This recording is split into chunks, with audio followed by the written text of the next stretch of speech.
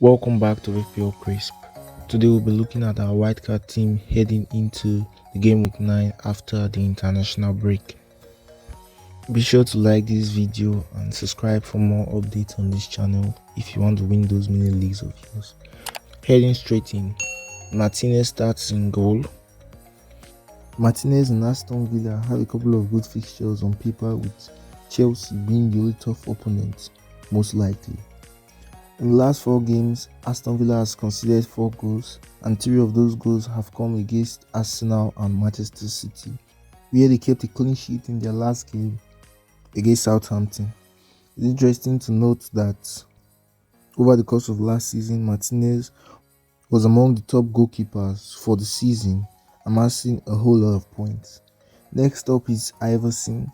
Iverson and Leicester City have been very woeful in the defensive approach so far this season.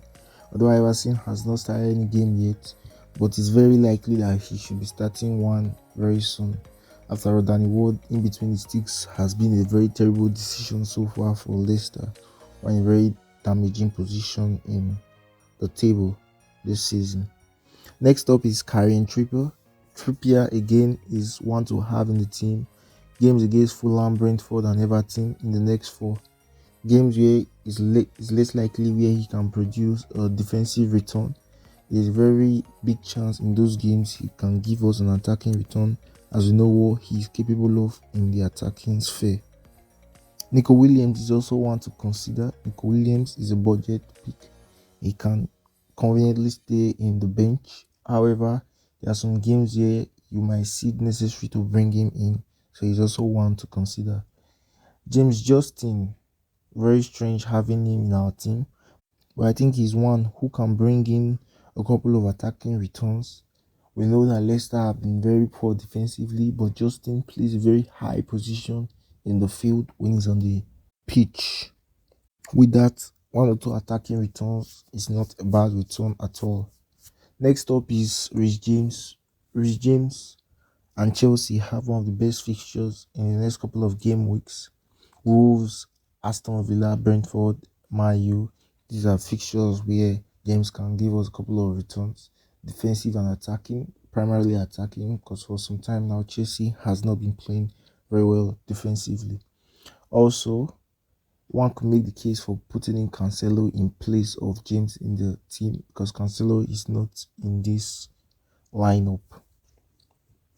So I believe one of those two could be swapped. But with the fixture against Liverpool and a blank game week 12, I think one should consider bringing in Cancelo maybe from game week 13, seeing that we already have a couple of Man City and Arsenal assets who should have a better chance of getting us points than Cancelo, likes of Haaland and Kelvin De Bruyne.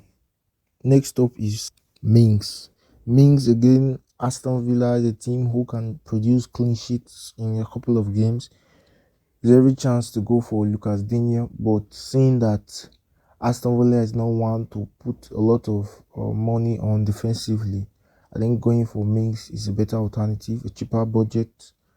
Heading straight into the midfield, and we start from Kevin De Bruyne. One could make the case of bringing in Harry Kane as a premium other than Kevin De Bruyne. However, I will be favouring De Bruyne this time around. But the blank game with 12 and the game against Liverpool may be a red flag, but it provides the chance now to easily bring in Salah into the team, as the game with 13 is closing in on us. De Bruyne, obviously a good pick, 2 assists in his last game and a couple of bonus points, and that's just the kind of stuff he can do. So he's definitely a great pick, and he's beginning to see a price increase. So now may actually be the best time to get him rather than getting him later on if you're interested in getting him.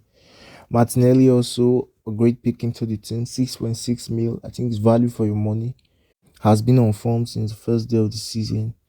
But also again a blank game week in game week 12. So that could see him probably drop to the bench for that particular game week, where the Man City asset like Kevin De Bruyne can be sold easily.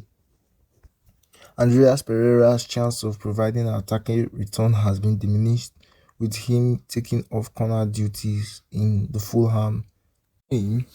However, I think he's also a great pick for his price, the budget midfielder, and for one who starts games, 4.6 mil is a very good price to get a player.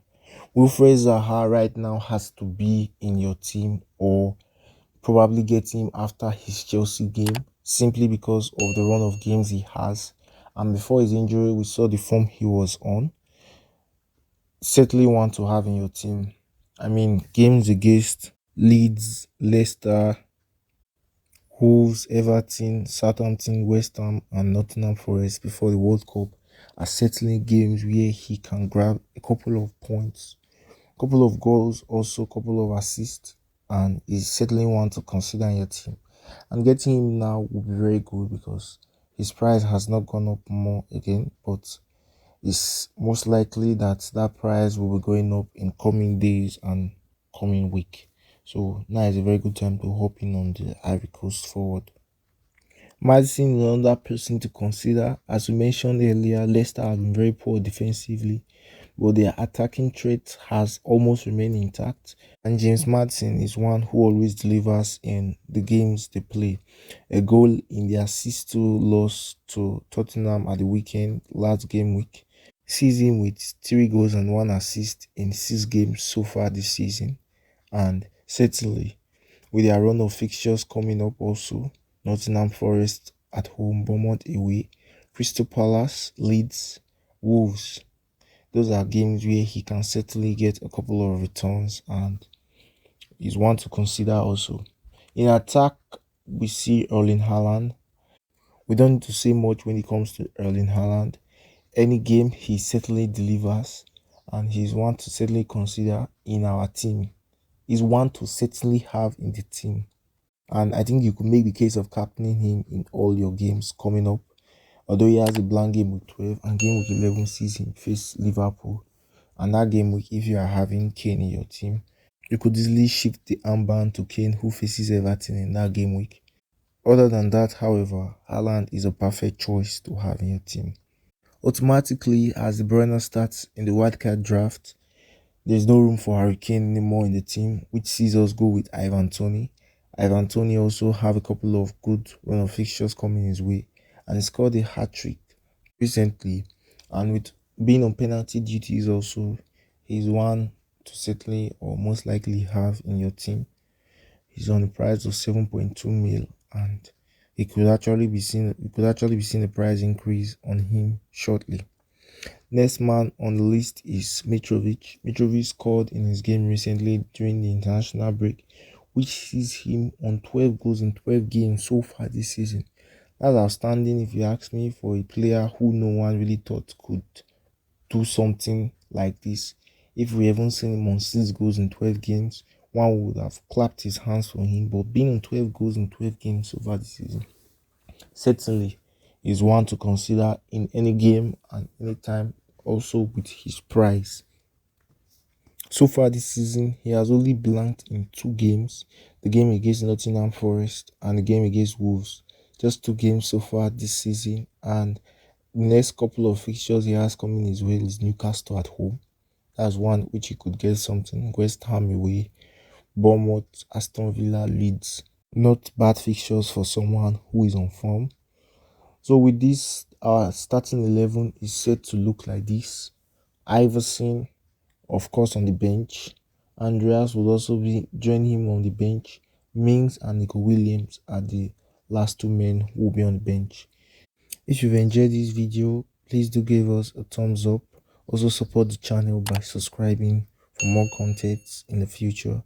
From us at FPLcrisp, goodbye for now.